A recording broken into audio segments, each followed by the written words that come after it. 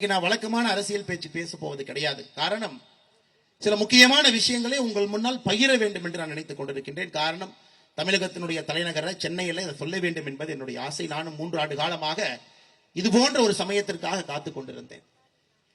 இன்னைக்கு இருக்கக்கூடிய அதிமுக தன்னுடைய தன்மை எல்லாம் இழந்து, இதற்கு முன்பு புரட்சி தலைவர் எப்படியெல்லாம் இருந்தார்களோ அதையெல்லாம் தாண்டி இன்னைக்கு இருக்கக்கூடிய அதிமுக எடப்பாடி பழனிசாமி அவர்கள் தலைமையில் எப்படி ஆயிடுச்சுன்னா ஒரு பிட்டிங் ஏஜென்ட் பார்ட்டியாக மாறி இருக்கிறது. டெண்டர்ல போடுவாங்க, ஹையஸ்ட் டெண்டர் லோவஸ்ட் டெண்டர்னு போடுவாங்க.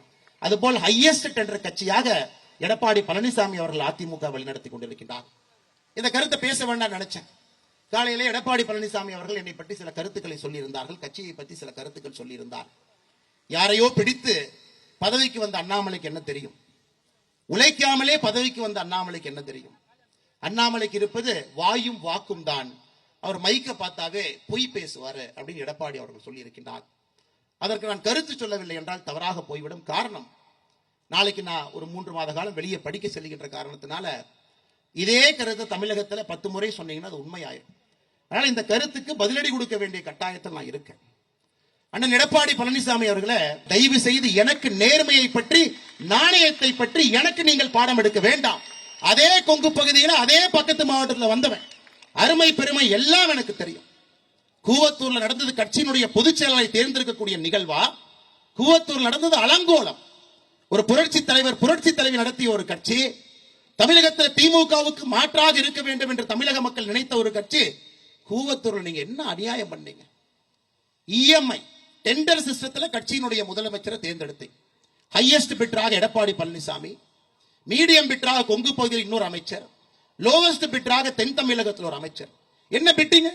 எந்த எம்எல்ஏவுக்கு மாசம் என்ன பணம் கொடுக்க வேண்டும் என்பதுதான் கூவத்தூர்ல அந்த பிட்டிங் முறை.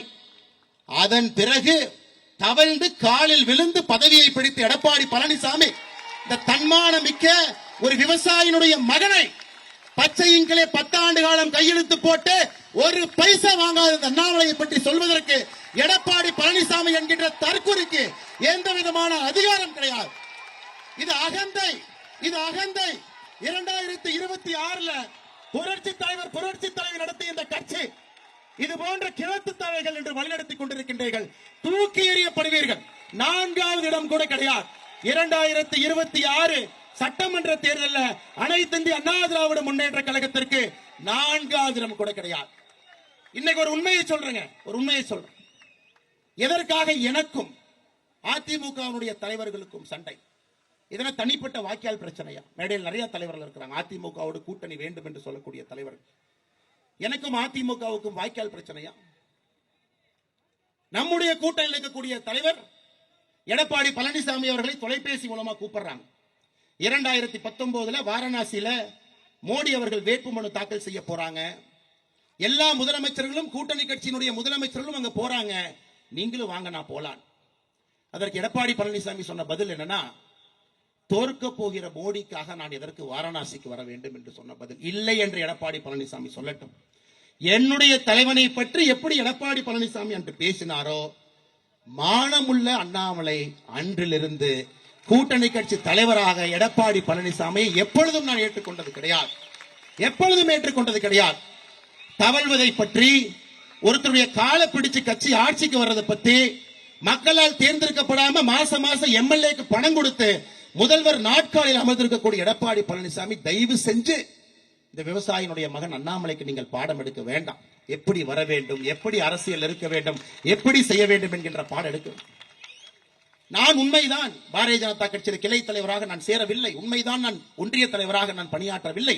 உண்மைதான் நான் மாவட்ட தலைவராக பணியாற்றவில்லை. நான் இந்த கட்சியிலே உங்களை போன தொண்டனாக சேர்ந்தது முதல் 2 திராவிட கட்சிகளையும் அப்புறப்படுத்த வேண்டும் என்பதற்காக.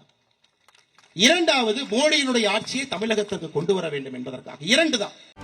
செய்திகளை உடனுக்குடனும் துல்லியமாகவும் தெரிந்து கொள்ள சப்ஸ்கிரைப் பண்ணுங்க.